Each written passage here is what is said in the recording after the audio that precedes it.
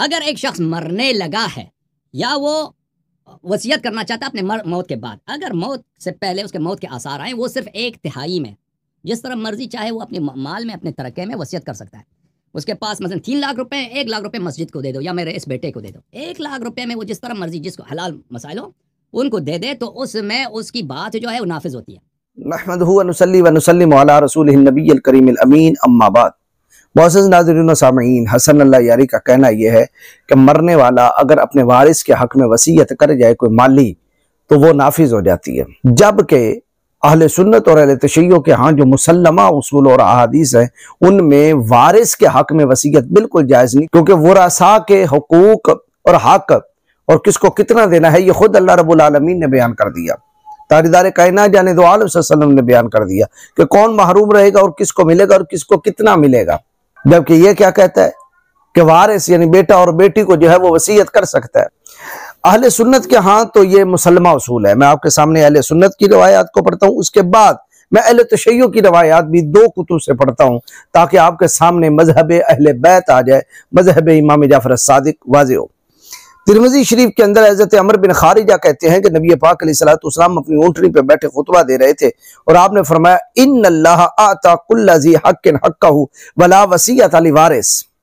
फरमाया बेशक अल्लाह रब्बुल आलमीन ने हर हक वाले का हक अता कर दिया। बाप का हक अता कर दिया, बेटे का कर दिया, बेटी का कर दिया, बहन का कर दिया, माँ बाप का कर दिया, शौहर का बीवी के और बीवी का शौहर के हक में जो जो भी हक आता है अल्लाह रब्बुल आलमीन ने सारे बयान कर दिए। वला वसीयत अली वारिस, लिहाजा जो वारिस होगा जिसको हक मिलना है उसके हक में मरने वाला वसीयत नहीं कर सकता किसी किस्म की भी। इस हदीस पाक को इमाम नसाई भी लेकर आए और हदीस नंबर है 3671। इमाम अबू दाऊद ने इसको लिखा 2870 नंबर पे बरवैत अबू अमामा, और इब्ने माजा के अंदर है 2712 नंबर पर, और इसी तरह इमाम अहमद बिन हम्बल ने अपनी मुस्नद के अंदर इसको रवायत किया और रवायत नंबर है 6332। हजरत अनस बिन मालिक रज़ी अल्लाह तआला अन्हु बयान करते हैं कि ताजदार कायनात जाने दो आलम सल्लल्लाहु तआला अलैहि वसल्लम ने इरशाद फरमाया, मन फर्रा मिन मीरास वारिसिही क़तअल्लाहु मीरासहु मिनल जन्नति यौमल क़ियामा।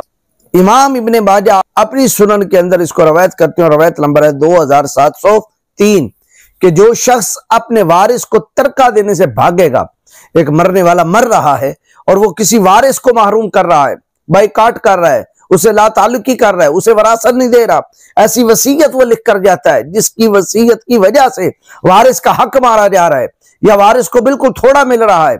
पर मैं अगर कोई ऐसा शख्स अपने वारिस को तरका देने से भागेगा तो अल्लाह ताला क़यामत के दिन उसे उसकी जन्नत की मीरास से महरूम कर देगा।